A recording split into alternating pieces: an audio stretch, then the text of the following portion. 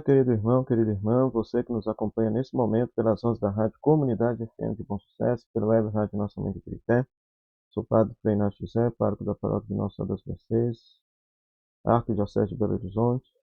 Seja bem-vindo ao nosso programa Pão da Palavra, no qual nós meditamos a Palavra de Deus, proclamada neste domingo.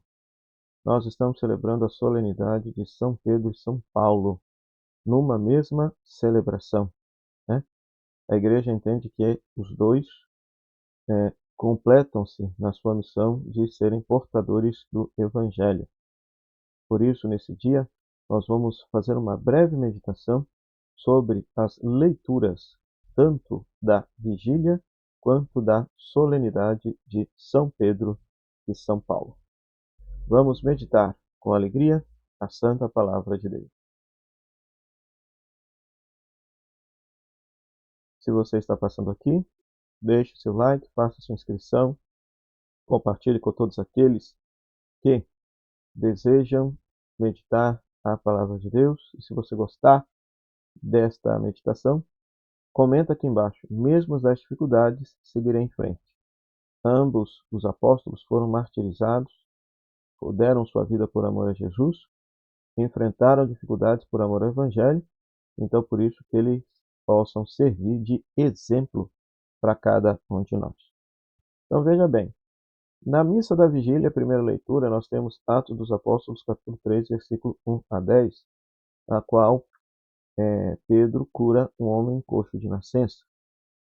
E Pedro se torna porta-voz, testemunha do poder de Cristo.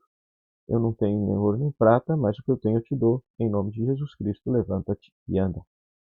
Então, o grande ensino aqui é que os apóstolos, e aqui no caso Pedro e Paulo, eles são embaixadores de Cristo. O apóstolo, no hebraico, shaliach, era aquele que assumia a missão de ser enviado do rei.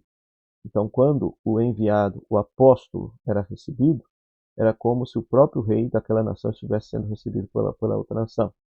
Então, os apóstolos são a própria presença de Cristo, ressuscitado, e agem em nome de Cristo.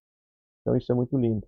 Então, aqui na primeira leitura, então, nós temos Pedro da mesma forma como Jesus, ou seja, manifestando compaixão, misericórdia para com os enfermos, aqui no caso, um coxo de nascença em frente à porta formosa do templo. Depois, o Salmo 18 vai nos dizer assim: seu som ressoa e se espalha em toda a terra. Né? O Salmo vai falar que os céus proclamam a glória do Senhor, né? Que a voz de Deus se faz ouvir em toda a terra. Ora, aqui a liturgia nos faz pensar que a voz de Deus que se faz ouvir sobre toda a terra, na verdade, é o Evangelho, que é pregado pelos apóstolos ao mundo todo, né? Então, o Evangelho é a voz de Deus sobre a terra, né? O Evangelho de Jesus, a boa nova de Jesus, né? Então, os apóstolos que pregaram o Evangelho por todo o mundo então conhecido, cumprem, portanto, este salmo, fazendo com que a voz de Deus, que é o Evangelho de Jesus, possa chegar aos quatro cantos da terra, levando a boa notícia da chegada do seu reino entre nós. Depois, a segunda leitura, a carta de São Paulo aos Gálatas, capítulo 1, né, uma carta do próprio punho de Paulo. Paulo está entendendo a sua vocação, né? Quando ele diz assim, que Deus me separou desde o ventre materno e me chamou por sua graça, se dignou revelar-me seu Filho, para que eu pregasse entre as nações. Então veja só, para ser apóstolo na igreja primitiva, o sujeito ele tinha que ter convivido com Jesus de Nazaré, testemunhado a sua morte e testemunhado a sua ressurreição. Nada disso aconteceu com Paulo. Paulo não conviveu com Jesus histórico, tampouco viu Jesus ser martirizado. Pelo contrário, Paulo era um grande fariseu, perseguidor dos cristãos, até que um dia ele faz a experiência de se encontrar com Cristo ressuscitado. Deus lhe concedeu a graça de revelar Jesus e a partir de então ele se torna apóstolo dos pagãos. Então aqui é muito interessante. Por quê? Porque Pedro simboliza exatamente aqueles a pregação do evangelho ao povo judeu. Paulo recebeu da parte de Deus a missão de pregar o evangelho aos pagãos, aqueles que nasceram fora da terra de Israel. Né? Então, por isso que a missão dos dois se completa, porque Pedro simboliza a evangelização para os de dentro, e ao passo que Paulo simboliza a evangelização para os de fora. Nós precisamos sempre anunciar a palavra de Deus para aqueles que já são batizados, para aqueles que estão dentro das comunidades cristãs, mas também, como o Santo Padre o Papa Francisco nos recordava, nós precisamos ser uma igreja em saída, levando a boa notícia de Jesus para todos aqueles que dele precisarem. Então, aqui, na segunda leitura da vigília, está exatamente a vocação Paulo. Paulo escrevendo de próprio punho como ele entende a sua própria vocação. Ok? No Evangelho da Vigília, nós temos Pedro por 3 vezes confessando: Senhor, tu sabes que eu te amo. Aqui é um detalhe exegético muito interessante, porque na terceira vez, nas 2 primeiras vezes, Pedro está dizendo que ama Jesus a tal ponto de dar a vida, o verbo é agapau, ágape, mas no terceiro o verbo é fileu. Né? E é nesse momento que Pedro chora. Por quê? Porque Porque quando Jesus mais precisava de um amigo, Pedro não estava lá. Pedro negou Jesus. Então, as 3 vezes que Pedro confessa amar Jesus é para corrigir as 3 vezes que Pedro negou a Jesus. Isso é claro. Todos os exegetas aqui entendem e compreendem dessa forma. E o mais bonito é isso. Por quê? Porque talvez você se recorde daquela frase forte de Jesus, que todo aquele que me negar diante dos homens eu negarei diante do meu Pai que está no céu. Pois é, Jesus não levou a sério essa frase. Por quê? Porque Pedro negou Jesus por 3 vezes e após a ressurreição, Jesus perdoou Pedro da sua negação e lhe confiou o cuidado de cuidar da igreja primitiva. Né? Então isso é muito lindo. A figura de Pedro, portanto, nos inspira aqui uma esperança de que mesmo quando a gente, por fraqueza, não testemunhar ou dar o nosso testemunho a favor de Jesus diante da sociedade, que a gente não desespere do amor e do perdão de Jesus, e mais, de pensar que Jesus poderá nos confiar uma grande missão para o bem da igreja, para o bem do seu reino. Ok? Depois, na missa do dia da solenidade, a missa do dia, então a primeira leitura, Atos dos Apóstolos, capítulo 12. Então, repare que agora na, na missa da vigília, coloca em paralelo as vocações dos dois, Pedro e Paulo. Pedro enquanto evangelizador dos judeus e Paulo evangelizador dos pagãos. Agora, na missa do dia mesmo, coloca os dois sob a circunstância da perseguição. Os dois padeceram perseguição por causa de Jesus. Na primeira leitura, Pedro está preso, Atos dos Apóstolos, capítulo 12. Toda a igreja está rezando por ele e Deus liberta Pedro da prisão. Ok? Deus liberta Pedro da prisão. Isso na primeira leitura. Na segunda leitura, carta de São Paulo a Timóteo, se esta carta está sendo atribuída a Paulo, então leiamos como se Paulo tivesse escrito essa carta. Olha o que se diz. Quanto a mim, eu já estou para ser derramado em sacrifício. Aproxima-se o momento da minha partida, combati o bom combate. É alguém que está preso, alguém que sabe que vai ser martirizado, está perto de morrer. Então, os dois, Pedro e Paulo, receberam a graça do martírio por amor a Jesus. Reza a tradição que ambos foram martirizados sob o governo de Imperador Nero por volta dos anos 64. Pedro crucificado de cabeça para baixo, onde que ali seria justamente a praça do Vaticano hoje, e Paulo decapitado, onde em Roma está a Igreja da Tre Fontana, a Igreja das Três Fontes. Então repare que os dois sofreram perseguição, os dois foram presos por causa de Jesus, os dois foram martirizados por causa de Jesus. Por isso mesmo que hoje também a liturgia nos convida a rezar com a cor vermelha, a cor do derramamento do sangue, com a cor do martírio. Então que o exemplo dos dois nos inspire, de fato, a, no cotidiano da nossa vida, darmos testemunho da nossa fé. Porque, conforme reza o Salmo 33, de todos os temores me levou o Senhor Deus. E talvez o grande temor que possa assolar o nosso coração é o temor de dar testemunho de Jesus, o temor de dar a nossa vida por Jesus. Né? Então, quando seguir a Jesus toca de fato a nossa vida, o nosso status, o nosso ser social, então isso de fato é um grande desafio. É um grande desafio.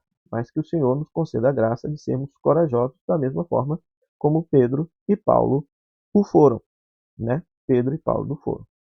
A primeira leitura coloca, portanto, a igreja rezando por Pedro, então, por isso, aí somos convidados a rezar por Pedro hoje, que é o Papa Leão. Então, coloquemo-lo em nossas orações para que ele possa confirmar a todos nós na fé em Cristo Jesus. Em Cristo Jesus. E, por fim, o evangelho da solenidade, né? Quando tu és Pedro e eu te darei as chaves do reino dos céus. Mateus capítulo 16, versículo 13 e 19. Então, Jesus está em Cesareia de Filipe, onde havia um grande centro de culto pagão. Então, ali, Pedro, simbolizando a igreja, professa a fé de que Jesus é o Messias, o Filho do Deus vivo. Então, diante de todo aquele paganismo que estava ali, Pedro é o primeiro a professar a fé de que Jesus é o Messias, ou seja, o Cristo, Filho do Deus vivo. Bom, essa cena aparece nos outros evangelhos. Agora vamos prestar atenção nos detalhes que aparecem aqui em Mateus. Em primeiro lugar, é que esse diálogo de Jesus com Pedro, dizendo que esta profissão de fé não é fruto de especulação racional, é o fruto de uma revelação da parte de Deus. Não foi um ser humano que revelou isso, mas meu Pai que está no céu. Então, saber que Jesus é Deus, que Jesus é o Cristo, saber que Jesus é o Filho de Deus encarnado, isso só se depreende por graça de Deus, jamais por especulação racional ou especulação filosófica. Primeira coisa. Segunda coisa, tu és Pedro, né? Aqui Jesus muda o nome de Simão para Pedro. Então aqui, do ponto de vista da leitura tipológica da Bíblia, o autor sagrado ele está imaginando Pedro como se fosse um novo Abraão, um novo patriarca do povo de Deus. Por quê? Bom, da mesma forma como Abrão tinha o nome de Abrão e Deus mudou o nome de Abrão para Abraão, Deus mudou o nome de Simão para Pedro.